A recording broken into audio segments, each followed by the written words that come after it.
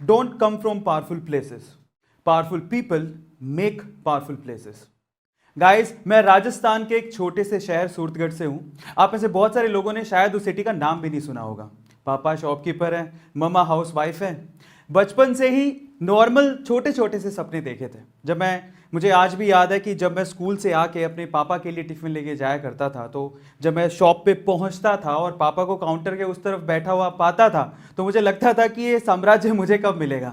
मतलब मेरे लिए वही एक माहेशमती का साम्राज्य था और इतना ही बड़ा सपना देखा था। छोटी सिटी थी, इससे ज्यादा सपने कभी दिमाग में आते ही नहीं थे, क्योंकि सपने बड़े तब देखे जाते हैं जब माहौल ऐसा हो। तो सवाल ये उठता है कि इतने सिंपल सादे छोटे से सपने देखने वाला आज यहां तक कैसे पहुंच गया।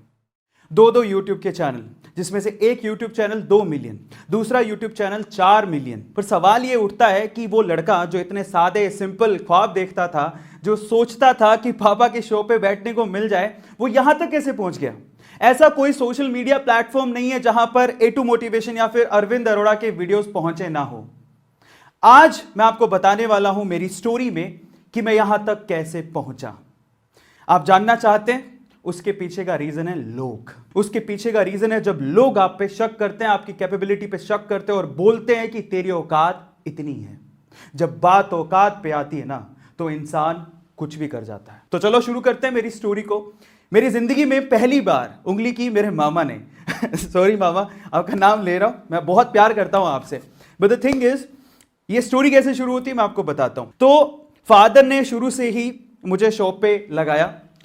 शॉप पे मैं साफ सफाई किया करता था, वहां पर छोटे मोटे काम किया करता था। अब बेसिकली हुआ कुछ यूं कि मैं 2 या 3 साल से लगातार शॉप पे जा रहा था। तो एक बार मैं मेरी मम्मा के साथ ननिहाल गए और जब ननिहाल में बैठे हुए थे तो ऐसी बात चलते चलते नानी ने पूछ लिया कि भाई तू क्या करेगा। तो उस टाइम पे मामा ने कहा कि ये तो दुकान ही बैठेगा और कहां जाएगा। तो मैंने कहा आपको कैसे पता। तो बोलता है कि तेरे पापा को हम जानते हैं, तू कल भी दुकान पे था, आज भी दुकान पे और कल भी दुकान पे बैठेगा। हालांकि मुझे भी दुकान पे ही बैठना था, लेकिन वो तो भगवान बन गए यार, मेरा फ्यूचर लिख रहे हैं, मेरा फ्यूचर लिख रहे हैं। अब यहीं से मुझे एहसास हुआ कि ये है मेरी लाइफ की पहली उंगली। मुझे माहिष्मती साम्राज्य चाहिए था, पर अब नहीं चाहिए।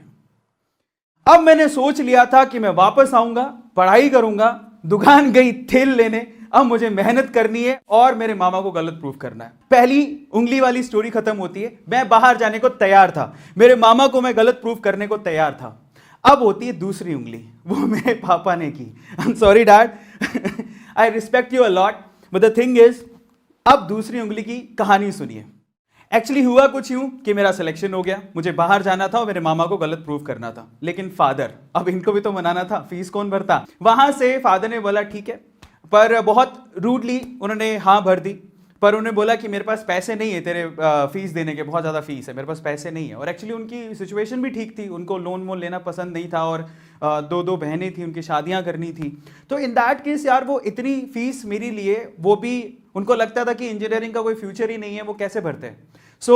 मैंने कहा ठीक है, उसको भी मैं कुछ जुगाड़ करता हूँ। मेरे भैया हैं, उनके सजेशन के बाद मैंने एक एजुकेशन लोन लिया और एजुकेशन लोन लेने के बाद चेक मुझे मिला मेरी पहली फीस का।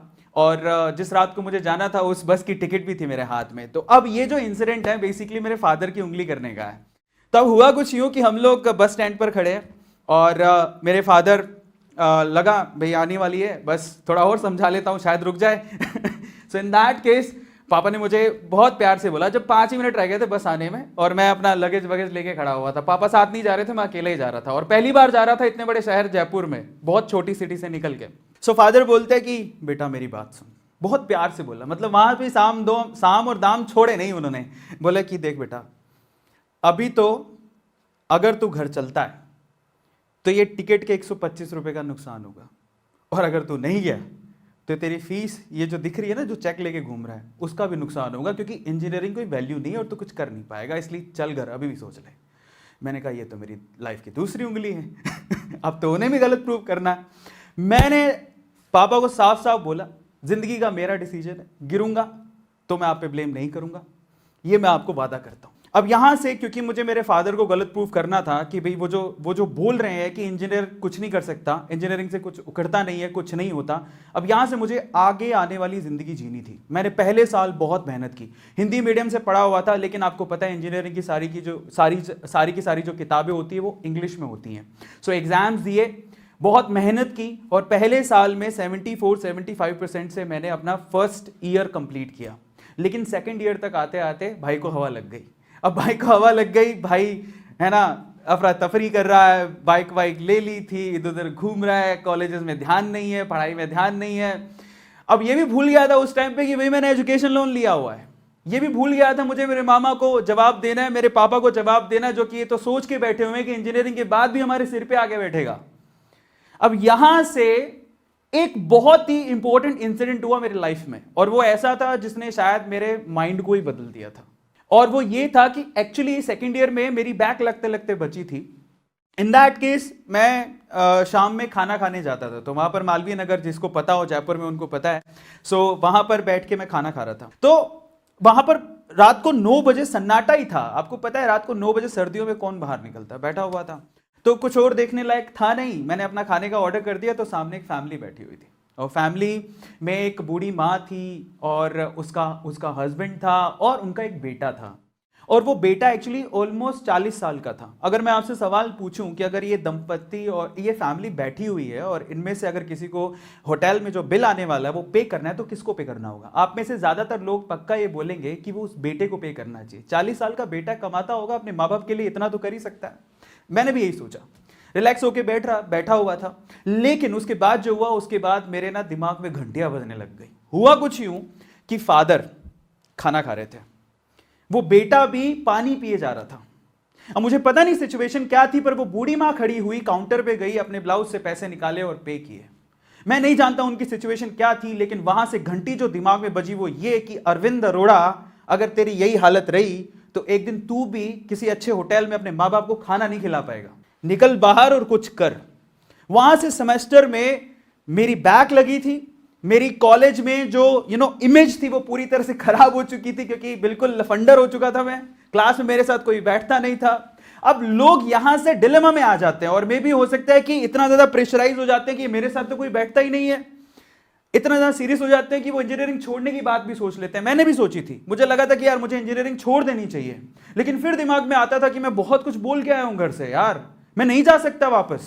मैंने इसी सिचुएशन को, जहां पर मैं बिल्कुल गिरा हुआ था, इसको मैंने एडवांटेज के तौर पे लिया। सो वहां से मैंने अपना बिल्कुल ध्यान जो भटक गया था पूरा कंसंट्रेट किया स्टडीज के ऊपर, और बिल्कुल फोकस कर लिया स्टडीज के ऊपर। फाइनली मेरी इंजीनियरिंग में जो सेकंड लास्ट सेमेस्टर था वो सिल्वर मेडल से मैंने खत्म किया, और फाइनली जो लास्ट सेमेस्टर था और लास्ट इंजीनियरिंग पूरी कंप्लीट की मैंने ऑनर्स के साथ। मेरे हाथ में एक जॉब का लेटर भी था, मेरी जॉब लग चुकी थी, लेकिन प्रॉब्लम ये थी कि उसकी जो ज्वाइनिंग आने वाली थी वो आने वाली थी, हमारा सेमेस्टर खत्म हो गया था मई में, ज्वाइनिंग आने वाली थी फरवरी में।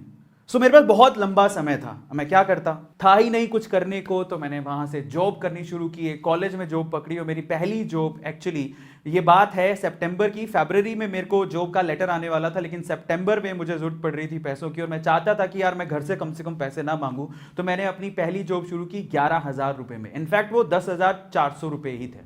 वहां से मैंने पहली जॉब शुरू की, दूसरे कॉलेज से ऑफर आया, वहां से 20,000 का ऑफर आया। फिर मेरे को एक इंस्टीट्यूट का ऑफर आया कि तुम हमारे साथ जुड़ो। मैंने वहां पर ज्वाइन किया। वहां पर भी क्योंकि मेरे पास एक चीज थी वो बहुत खास थी, वो था पढ़ाने का तरीका, बोलने का तरीका, कम्युनिकेशन। वो बहुत इंपॉर्टेंट चीज थी मेरे पास। मैं ये नहीं कहता हूं कि मुझे किसी सब्जेक्ट की नॉलेज है।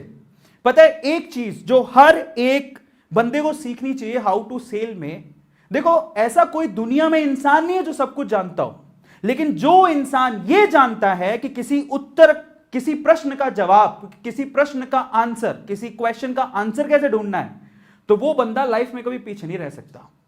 ये आप लोगों को ध्यान रखना है। परफेक्ट कोई भी नहीं होता है लाइफ में, परफेक्ट कोई भी नहीं होता, लेकिन अगर आप ये जानते हो कि किसी क्वेश्चन का आंसर कैसे ढूंढना है, तो आप लाइफ में कभी पीछे नहीं रहोगे। और कुछ ऐसा ही मेरे साथ था। सो फाइनली वहां से मेरी जर्नी, एक दूसरे इंस्टीट्यूट से मुझे कॉल आता है और वो कहते हैं कि चलो हम आपको एक फ्रेंचाइजी देते हैं। तब बहुत गेट का एक नामी इंस्टीट्यूट था कि आपको फ्रेंचाइजी लेके जयपुर से सीकर जाना है। मैं जयपुर से सीकर आ गया। शुरू में आप बिलीव नहीं करेंगे कि मैं पोस्टर खुद कॉलेज में जा जाके रात में चिपकाया करता था, सुबह जॉब करता था और शाम को क्लासेस लेता था, बाहर से फैकल्टीज आती थी। ऐसे करके वो इंस्टीट्यूट 2 साल के अंदर लगभग 250 बच्चों के साथ बराबर खड़ा हो गया। बहुत अच्छे तरीके से, एकदम ऐसे लगा कि हाँ मेरी लाइफ सेट हो गई है। लेकिन फिर से लाइफ में अप्स आते हैं तो पक्का मेरी लाइफ में डाउन तो जरूर आते हैं, लेकिन अब तक मैं ये बात समझ गया था कि अगर मेरी लाइफ में कहीं डाउन टाइम आएगा तो इसका मतलब ऊपर वाले ने कुछ बड़ी चीज रखी है मेरे लिए, वो मुझे कुछ बड़ा देने वाला है। क्योंकि हर बार जब भी मैं गिरा तो इस लेवल से उठा के लोग देखते रह गए। ये मेरे साथ हमेशा होते आया था। तो मेरे साथ फिर से एक बुरे दिन शुरू हुए। मेरे पार्टनर ने बोला कि अब हम इंस्टीट्यूट को चलाएंगे, तुम जाओ।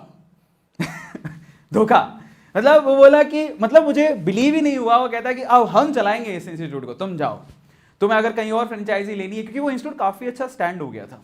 अब मैं तो डिलेमा में था। अब अजीब सी बात हो गई थी लाइफ में, अब मैं क्या करता मुझे समझ ही नहीं आ रहा था। उन्होंने मुझे कुछ पैसे दिए, बोले कि अब यहां से जो कमाई होगी उसका कुछ परसेंटेज आपको दे दिया जाएगा, अब आपको यहां पर रहने की जरूरत नहीं है। मैं कुछ अपोज करता भी तो मुश्किल था मेरे लिए, क्योंकि वो मैं उस टाइम पे अकेला था, इतना पावरफुल नहीं था, वो लोग बहुत पावरफुल थे। पर मैंने एक बात सोच ली, जिंदगी में ना एक चीज आप याद रखो, लोग आपको आपकी औकात बताएंगे, आपको चैलेंज करेंगे, उसको ध्यान से सुनो, अपने दिमाग में डाल लो उसको जवाब, कभी पलट के मत देना। क्योंकि जिस दिन आपने जवाब दे दिया ना, आप ना उस ऊंचाई तक नहीं पहुंच पाओगे जहां पर ऊपर वाला आपको पहुंचाना चाहता है। मैंने चुपचाप उसकी बात सुनी। मैंने उस दिन फैसला किया कि मैं, ये बोल रहा है छोड़ने को, मैं छोड़ दूंगा। अब उसने जो मेरे पार्टनर ने पैसे दिए थे, अब मैं थोड़ा और पीछे लेके चलता हूं। वो इंस्टीट्यूट ऑलमोस्ट 6 महीने में बंद हो गया। उसने कहा था हम चलाएंगे तो वो इंस्टीट्यूट 6 महीने में बंद हो गया।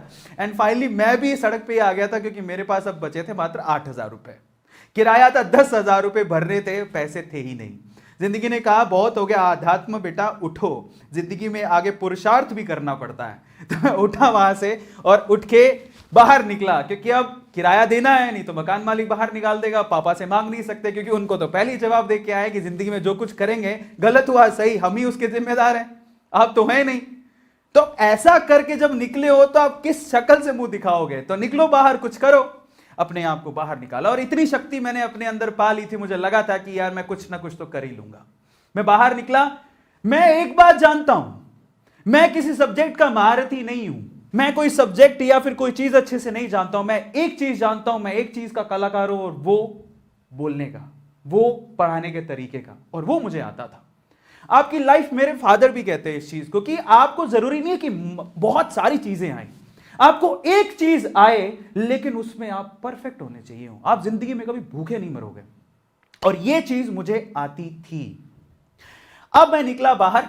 एक इंस्टीट्यूट था, वहां पे एक डेमो था गेट की। अब मुझे तो गेट की क्लासेस लेनी आती थी, तो मैं वहां पर डेमो देने गया। 2 बार क्लास ली मैंने। 2 बार क्लास लेने के बाद तीसरे दिन वो मुझे बताने वाला था कि बैच चालू होगा कि नहीं होगा। मैं तीसरे दिन जब गया तो वहां पर गुजरातियों के ना, वहां पे, मतलब अगर गुजरात में आप लोग रहे हो तो वहां पे खास बात होती है कि क्लास किसी और की होती है और क्लास किसी और की चल रही होती है। मतलब वो रेंटेड में ही लोग क्लास चलाते हैं, इधर उधर बच्चों को मूव करके, खुद के क्लासरूम्स वहां पे होते नहीं है। तो मैं वहां पर गया, मैंने पूछा कि यार वो कल मैं क्लास लेने आया था, वो कहाँ गया? बोले वो तो गए छोड़ के। तो मैंने कहा ये क्या हो गया, 2 दिन डेमो लिया था, पैसे भी नहीं दिए। तो बोलता है कि वो तो गए, वो तो जाना ही था, बंद हो गया वो। तो मैं उदास हो गया। अब गुजरातियों की बड़ी खास बात है, वहां पर क्या, एक तो वो लोग टैकी हैं, दूसरा वो मेरे, जब मैं डेमो दे रहा था तो वो बंदा मेरे लेक्चर्स को और मेरे कॉन्फिडेंस लेवल को देख रहा था बराबर से। तो जब मैं फाइनली अपना मुंह छोटा करके निकल रहा था बाहर, तो उसने पीछे से आवाज लगाई, बोले कि अरविंद भाई। मैंने कहा हाँ, आपके लिए एक ऑफर है। मैंने कहा क्या? बोले कि अरविंद भाई, मैंने आपके डेमो देखे, अब बहुत बढ़िया पढ़ाते हो, मेरे पास ऑफर है आपको, मुझे पता है कि आपको पैसे चाहिए, मैं आपको पैसे दे सकता हूं। मैंने कहा वो कैसे? बोले आपको पढ़ाना है। मैं पढ़ा लूंगा। मैंने क्या पढ़ाना है? बोले केमिस्ट्री। मैंने कहा केमिस्ट्री पढ़े 10 साल हो गए मेरे भाई, अब तो ये भी नहीं पता कि केमिस्ट्री के से शुरू होता है कि सी से, कहां से पढ़ाऊंगा? तो बंदा बोलता है कि अरविंद भाई, तुम्हारे डेमो में ना एक चीज देखी है, तुम बहुत बढ़िया पढ़ाते हो, और एक टीचर, एक कलाकार के लिए ना सब्जेक्ट मैटर नहीं करता। मतलब अंदर आग भर दी उस बंदे ने। इतना कॉन्फिडेंस तो मेरे को किसी ने, मुझे खुद ने ही नहीं मैंने कभी दिखाया। मैंने कहा ठीक है। उस टाइम पे क्या था कि अब किसके पास केमिस्ट्री पढ़ने जाते, लेकिन एक रिसोर्स था, वो था YouTube। अब यहां से YouTube की एंट्री होती है मेरी लाइफ में। YouTube पे मैंने अलग अलग एजुकेटर्स के जो केमिस्ट्री पढ़ाते थे उनके लेक्चर्स देखने शुरू किए, और उनमें से कोई एक का लेक्चर मैंने पकड़ा और एक डेमो ही तो तैयार करना था। मुझे लगा कि देखते हैं डेमो के बाद क्या होगा, अगर फाइनल होता है तो मैं कंटिन्यू करूंगा। तो मैंने उसका पूरा का पूरा लेक्चर अच्छे से देखा, अच्छे से दिमाग में उतार लिया, और फिर उसको मेरी जो पढ़ाने की टेक्निक है उससे जोड़ा, और मैं गया डेमो देने। जब मैं डेमो लेके बाहर निकला तो अगले आधे घंटे में टोटल उसमें 15 बच्चे बैठे हुए थे, 14 स्टूडेंट ने वहां पर उस कोचिंग सेंटर में एडमिशन ले लिया। वहां से मेरी लाइफ एकदम फ्लिप करती है। मैं गेट के इंजीनियरिंग के सब्जेक्ट पढ़ाने वाला अचानक से केमिस्ट्री टीचर बनने वाला था। घूम गई एकदम से लाइफ। वो इतना खुश था कि वो बोलता है मुझे कि अरविंद भाई अब तुम हमारे पार्टनर हो, अपन साथ में काम करेंगे, केमिस्ट्री आप पढ़ाओगे, मैं मैथ पढ़ाऊंगा, अपन साथ में काम करेंगे, बराबर बांटेंगे। अरविंद भाई तुम तो बहुत गजब। मतलब ये है दोस्तों कि एक्चुअली क्या होता है, हम लोग काफी बार बोलते हैं कि मौका मिलेगा तो बता देंगे। अब हम लोग मौके के इंतजार में रहते हैं कि मौका हमारी जिंदगी में आएगा। मैं आपसे बोलता हूं मौके आते नहीं हैं, मौके बनाने पड़ते हैं, और मौके के टाइम पे चौका मारना पड़ता है। आप तैयार रहो। और मैं आप लोगों को आगे, मैंने जिंदगी में सिर्फ किस्मत की डेफिनेशन सुनी थी, अब किस्मत किसे बोलते हैं वो मैं आपको बताने वाला हूं थोड़ी देर में। वहां से मेरी chemistry as a teacher journey शुरू हुई। तब मैं जब पढ़ाता था तो मैंने सोचा कि यार जब मैं पढ़ाते ही हूं तो रिकॉर्ड करके क्यों ना यूट्यूब पे डाल दूं। तो मैंने जनरली यूट्यूब का एक चैनल खोला और वहां पर मेड इजी केमिस्ट्री के नाम से चैनल खोला, और वहां पर केमिस्ट्री के वीडियोस अपलोड करने शुरू कर दिए। शुरू में कुछ खासा रिस्पॉन्स नहीं आता था, क्योंकि उस टाइम पे क्या था कि यूट्यूब का सीन कुछ ऐसा था कि वहां पर एंटरटेनमेंट के ज्यादा चैनल चलते थे, एंटरटेनमेंट के वीडियो ज्यादा देखे जाते थे, एजुकेशन के कौन देखता था, इतने नहीं देखते थे। बट मैंने कहा ठीक है, क्या फर्क पड़ता है, एक बार डालते हैं। तो धीरे धीरे करके 6-7 महीने के अंदर वहां पर कोई 3 से 4 हजार सब्सक्राइबर्स हो गए, और बेसिकली बोर्ड एग्जाम आए थे तो उसमें काफी ज्यादा वीडियोस मेरे थोड़े पॉपुलर हो गए, निकलने लग गए। सो फाइनली अब मेरी लाइफ की सबसे इंपॉर्टेंट चैलेंज आने वाला है, सबसे इंपॉर्टेंट उंगली आने वाली है जिसने मुझे यहां तक पहुंचा दिया। वो मेरी लाइफ में एक ऐसी मूवमेंट थी जहां से मैं कंप्लीटली चेंज ही हो गया। एक्चुअली हुआ कुछ यूं था कि YouTube पे काफी अच्छा परफॉर्म कर रहा था, वहां से सिल्वर प्ले बटन जीत चुका था, अच्छा खासा केमिस्ट्री टीचर के तौर पे नाम था। तो टिकटॉक अगर आप लोगों ने सुना हो तो टिकटॉक का उस टाइम पे क्या था, सिर्फ एंटरटेनिंग वीडियोस चलती थी, तो उनको अपना एजुटॉक शुरू करना था, और इसीलिए उन्होंने बहुत सारे अलग अलग यूट्यूब के एजुकेटर्स को इन्वाइट किया एक पार्टी के अंदर, ताकि वो वहां पर टिकटॉक की जो इमेज बन गई थी, सो कॉल्ड इमेज की, वहां पर सिर्फ एंटरटेनमेंट की वीडियोस ही चलती हैं, वहां पर वो एजुकेशन को प्रमोट करने के लिए उन्होंने हमें बुलाया। मैं दिल्ली आया, और दिल्ली आने के बाद मुझे लगा यार अपन तो यूट्यूब से हैं तो इज्जत विज्जत तो होगी। मैं पार्टी में पहुंचा, कोई पूछ ही नहीं रहा। सो फाइनली वहां पर जितने ऑर्गेनाइजर्स थे उनका सबका फोकस टिकटॉक के क्रिएटर्स पे ही था, यूट्यूब वालों पे तो कुछ था ही नहीं। और एक्चुअली मैंने सोचा यार अपन यूट्यूब वाले हैं और इन्होंने स्पेशली बुलाया है एज एन एजुकेटर, शायद ही कुछ रिस्पेक्ट देंगे, कुछ रिस्पॉन्स देंगे। कुछ रिस्पॉन्स नहीं था। मैं तब घुसा एक यूट्यूबर के तौर पे टिकटॉक के अंदर, ताकि मैं टिकटॉक वालों को बता सकूं कि हम यूट्यूबर कम नहीं है। ये चैलेंज लेके मैं घुसा, और तब मैंने वहां पर शॉर्ट वीडियोस क्रिएट करने शुरू किए, और फाइनली टिकटॉक पे जब 7.2 मिलियन फॉलोअर्स मैंने बना लिए तो रातों रात खबर आती है कि भारत सरकार ने टिकटॉक को बैन कर दिया है। मैं टिकटॉक बंद होने के बावजूद भी वीडियो क्रिएट करने बंद नहीं किए। मैंने एक बात अपने आप से बोली कि आज एक दरवाजा बंद हुआ है तो कल 100 दरवाजे खुलेंगे। और ये बात की भनक हमें पहले लग गई थी कि ये लोग थोड़ी शॉर्ट वीडियो के प्लेटफॉर्म को छोड़ देंगे। अब मैं आपको बताता हूं कि किस्मत किसे कहते हैं। टिकटॉक पे काम करते हुए मैं 500 शॉर्ट वीडियोस बना चुका था, मैं तैयार था। और ये बड़े बड़े प्लेयर्स यूट्यूब, इंस्टाग्राम, फेसबुक ये शॉर्ट वीडियोस के लिए प्लेटफॉर्म लॉन्च करने वाले थे। किस्मत क्या होती है पता है? किस्मत होती है, लक किसे कहते हैं मालूम है? लक क्या होता है? जब आप तैयार हो और आपके सामने अपॉर्चुनिटी भी हो, ये दोनों चीजें जब मिक्स हो जाती है तो वही किस्मत कहलाती है। और पहली बार जिंदगी में मैं अपने आप को लकी फील कर रहा था, क्योंकि मैं तैयार भी था 500 वीडियो के साथ, और मेरे सामने एक नई नई अपॉर्चुनिटी भी थी। दोनों मिली, और फाइनली रातों रात मेरा यूट्यूब का चैनल, जो कि धीरे धीरे चल रहा था, जैसे ही यूट्यूब पे शॉर्ट्स लॉन्च हुआ, वो चैनल सिर्फ 4 महीनों के अंदर 4 मिलियन सब्सक्राइबर्स क्रॉस कर चुका है। और इसे ही कहते हैं किस्मत। किस्मत अगर आप किस्मत के भरोसे बैठे हो तो आप ये भी सोचो कि शायद किस्मत आपके भरोसे बैठी हो। डायलॉग आपने सुना होगा, किस्मत के भरोसे मत बैठो। सिर्फ ये सोचो कि आप लोग तैयार हो और आपके पास अपॉर्चुनिटी है क्या। दोनों की मिक्सिंग ही लक कहलाती है। फाइनली गाइस, मुझे चैलेंजेस देने वालों से कोई प्रॉब्लम नहीं है। अगर वो लोग नहीं होते तो शायद मैं यहां तक पहुंचता ही नहीं। और आजकल तो मैं अपने आप को ओपनली चैलेंज दे देता हूं। हालांकि मैं देखता हूं चैट में लोग क्या लिखते हैं। बहुत बार लोग वही बात लिख देते हैं, तेरी औकात से बड़े सपने देख रहा है तू। तो मैं उनको एक ही जवाब देता हूं। वो जवाब मेरा ये होता है कि मैं नहीं बदलूंगा अपने सपनों को अपनी सच्चाई से मैच कराने को। मैं बदलूंगा अपनी सच्चाई को ताकि वो मेरे सपनों से मैच कर सके। इस वीडियो के बारे में अपनी राय नीचे कमेंट सेक्शन में हमें बताएं और अपने दोस्तों के साथ ये वीडियो शेयर करना ना भूलें।